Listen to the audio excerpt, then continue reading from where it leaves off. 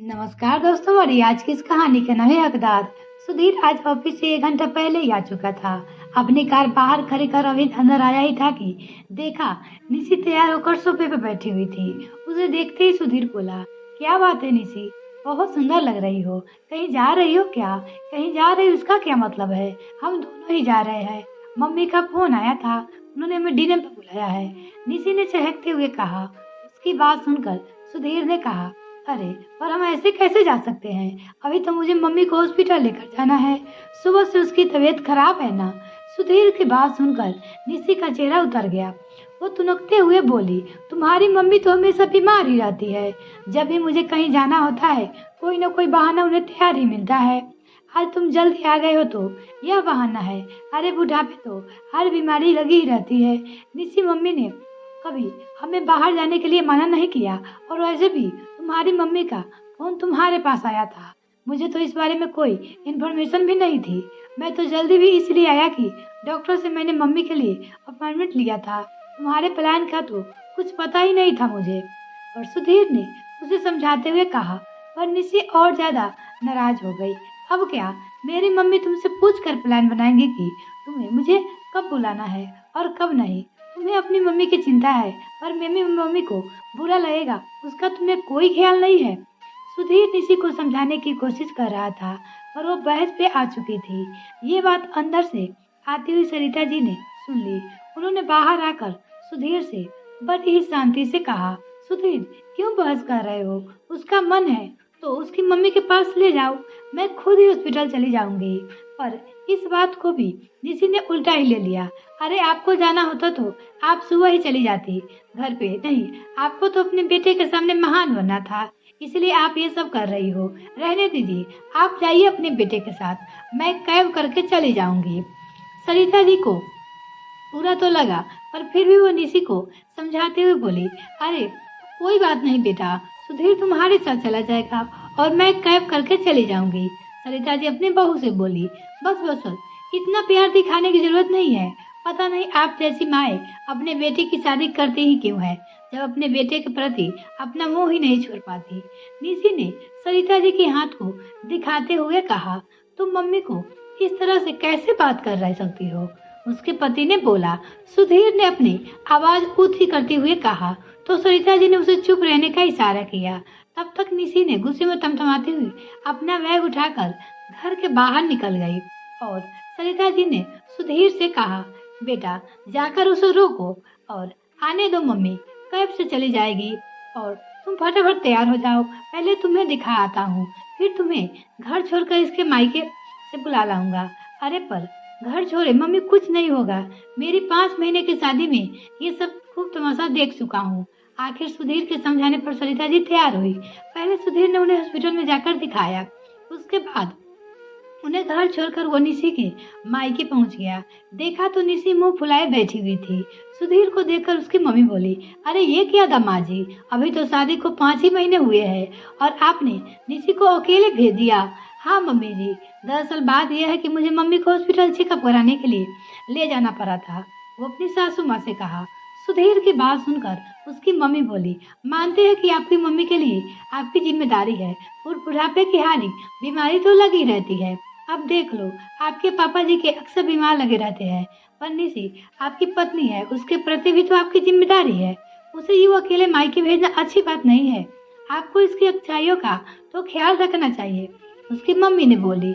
सुधीर ने उस समय तो कुछ नहीं कह पाया, पर उसे ये बात चुभ गई। खाना खा पीकर दोनों घर के लिए रवाना हो गए। रास्ते में निशी ने कहा, मुझे आइसक्रीम खाना है। मूड तो सुधीर का खराब ही हो रहा था, पर फिर सोचा एक आइसक्रीम के पीछे क्या सुनना, इसलिए आइसक्रीम पार्लर पर जाकर कार रोक दी। दोनों वही आइसक्रीम खाई और आते समय सुधीर ने आइसक्रीम का एक फैमिली पैक खरीद लिया। उसे देखकर निशी ने कहा, अरे बेवजह फैमिली पैक क्यों खरीद लिया?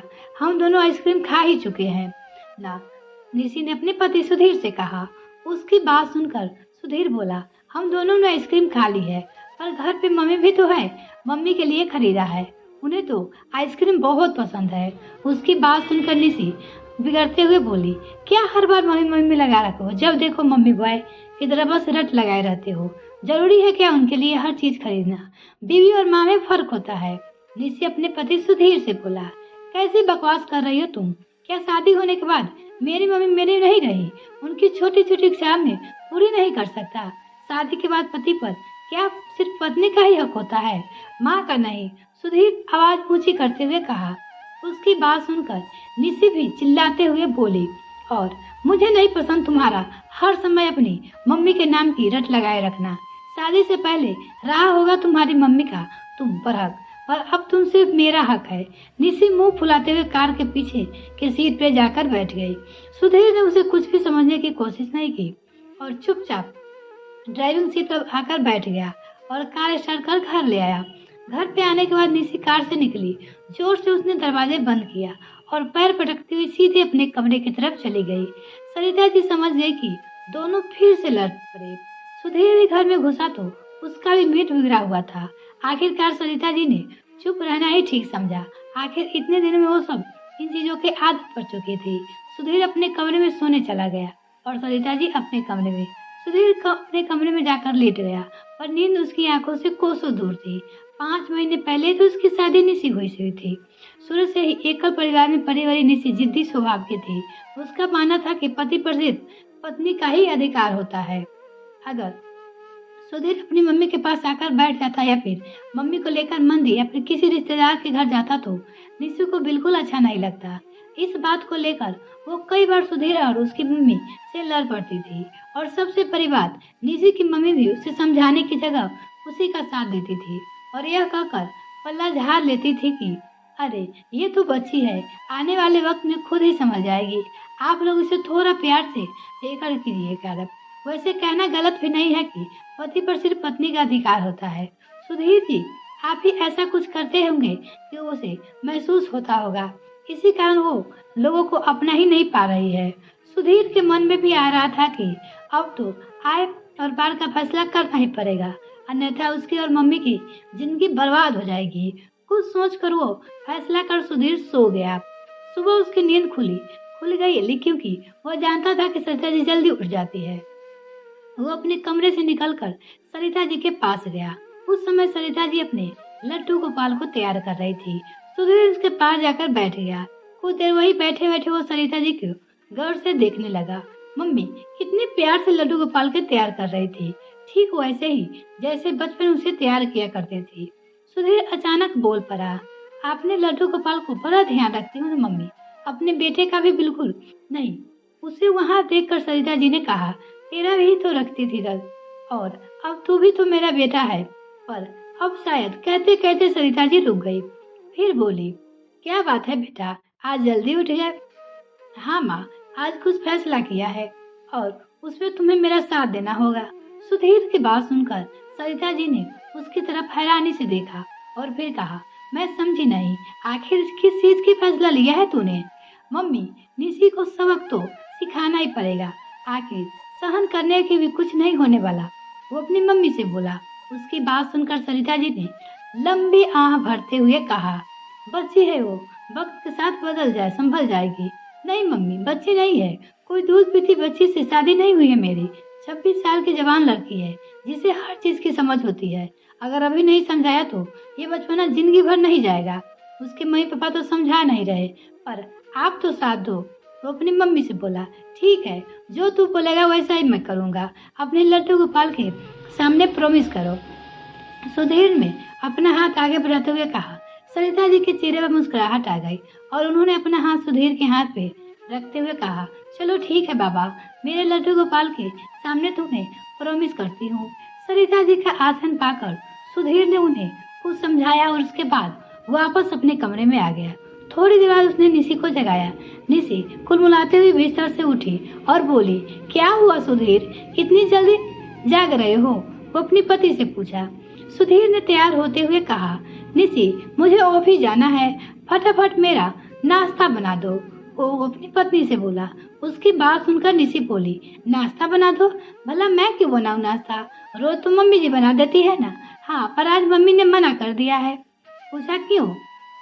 उसकी बात सुनकर निशी का सिर चकरा गया, क्योंकि वो कोई नाश्ता नहीं बनाती थी। भला मम्मी मेरा नाश्ता क्यों बनाएगी? मेरा नाश्ता तो तुम बनाओगी, आखिर तुम मेरी पत्नी हो। जब से शादी के बाद पत्नी का अधिकार पति का ज्यादा होता है तो उसकी सारी जिम्मेदारी पत्नी की ही तो होती है, इसलिए उन्होंने मना कर दिया।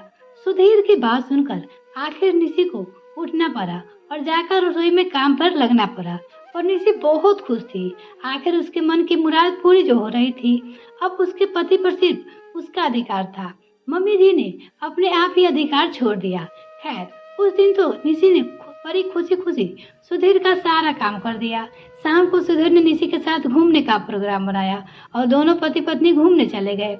जब दोनों होटल में खाना खाने गए तो निशी वॉशरूम में गई तो तभी उसी समय उसके मोबाइल पर उसकी मम्मी का कॉल आया तो सुधीर ने फोन काट दिया और उसका फोन स्विच ऑफ कर दिया।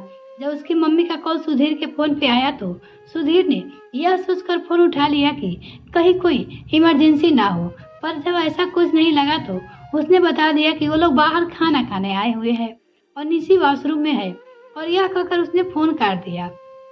और निशी के आने के बाद उसने कुछ कहा नहीं। निशी में भी आते ही खाना खाना शुरू कर दिया। उसने भी अपना फोन चेक नहीं किया। वापस आते समय निशी ने अपना फोन चेक किया तो सुधीर ने उसे ये कहकर रोक दिया कि तुम मुझसे बात करो या ना, फोन क्या रखा है। घर आकर देखा तो उसकी मम्मी की 4-5 मिस कॉल थी। तब सुधीर ने कहा, मेरी उनसे बात हो गई थी, वो सिर्फ हाल चाल पूछने के लिए फोन कर रही थी। ठीक है, मैं उनसे बात करती हूँ।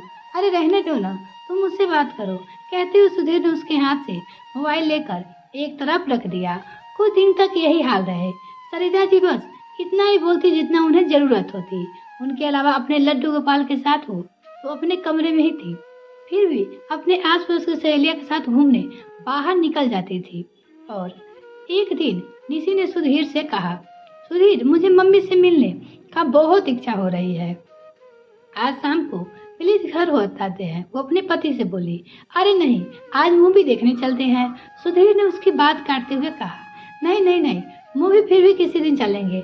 आज तो मम्मी पापा से मिलने की इच्छा हो रही है। वैसे भी पापा की तबीयत अक्सर खराब रहती है। क्या तुम भी, मैं तुम्हें मूवी ले जाने के लिए बोल रहा हूँ और तुम हो कि अपने मायके जाने की बात कर रही हो। नहीं नहीं नहीं, मेरा मन रखने के लिए आज तुम मूवी देखने चलना।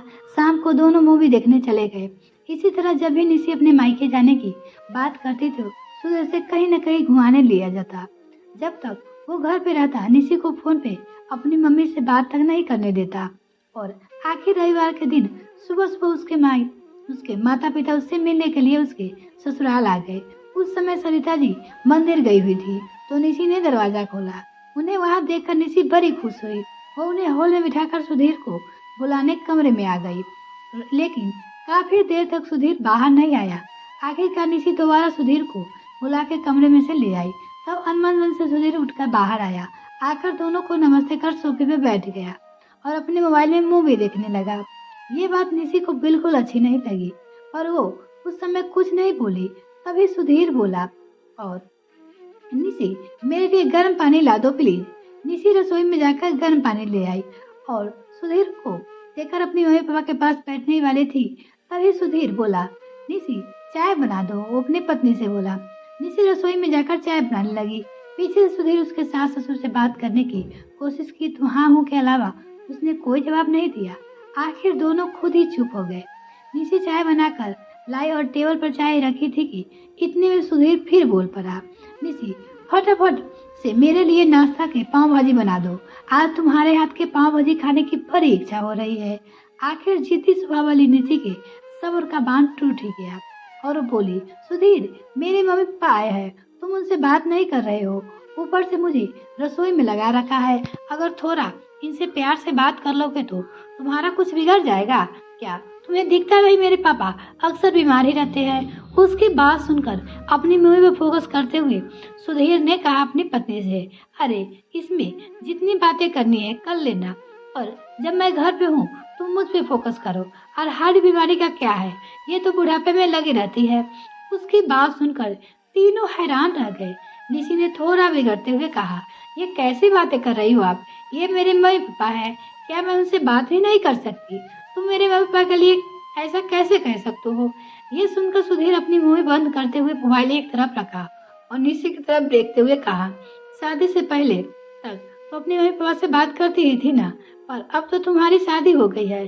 अब मैं तुम्हारी पहले प्रायोरिटी हूँ। अब मेरे लिए काम करो। सुधीर, मेरी तुमसे शादी हुई है, खरीदा नहीं है तुमने। जो तुम बोलोगे वैसा ही करूंगी। अब के बाद निशी की आवाज ऊंची करते हुए कहा। उसकी बात सुनकर सुधीर मुस्कुराता हुआ बोला, निशी, तुम भूलो मत, तुम मेरी पत्नी हो, तुम पे मेरा हक ज्यादा है, तुम्हारे माता पिता का नहीं। बस भी करो सुधीर, बहुत हो गया तुम्हारा। तुम मेरी मम्मी क्या क्या मम्मी मम्मी लगा रखे हो तुमने। हर समय माँ गर्व की तरह बात करती हो। क्यों बुरा लग रहा है तुम्हें? आज वही सारी बात बोल रहा हूँ जो तुम मुझे बोलती थी, जो मेरे लिए एडवाइस होती थी। उसे तो चुपचाप भी नहीं कर पा रहे। तुम्हारे पेरेंट्स और मेरे मम्मी के लिए कुछ भी नहीं। मेरी भी तुमसे शादी हुई है, खरीदा नहीं था तुमने। जो मैं अपनी मम्मी के तुम्हारे सामने बात तक नहीं कर सकता। अरे 2 मीठे बोल प्यार से उनसे बोल दोगी तो तुम्हारा कुछ बिगड़ जाएगा क्या? सुधीर के मन में जितनी भड़ास भरी थी वो सारी उसके सामने आखिर बोल दी। उसकी बात सुनकर तीनों शर्मिंदगी से वहां खड़े हुए थे। रिश्ते बराबरी से निभाया जाता है। वैसे अपनी मम्मी पापा का तुम्हारा दिल दुखता है, वैसे मेरी मम्मी के लिए भी मेरा दिल दुखता है। अगर तुम चाहती तो मैं अपनी मम्मी से बात नहीं करूं तो तुम भी अपने पेरेंट्स का रिश्ता तोड़ दोगी। नहीं तो इस रिश्ते को यही खत्म करो। मैं डिवोर्स पेपर पर साइन करने को तैयार हूँ, क्योंकि अब मुझसे और बर्दाश्त नहीं होता। सुधीर ने सब कुछ साफ साफ कह दिया। सुनकर तीनों के चेहरे की हवाइयां उड़ चुकी थी। आखिरकार आगे बढ़कर निशी ने माफी मांगी। साथ ही उसके माता पिता ने वादा किया कि भविष्य में ऐसा कुछ भी नहीं होगा। यह कहानी आपको कैसी रही कमेंट सेक्शन में लिखना ना भूले।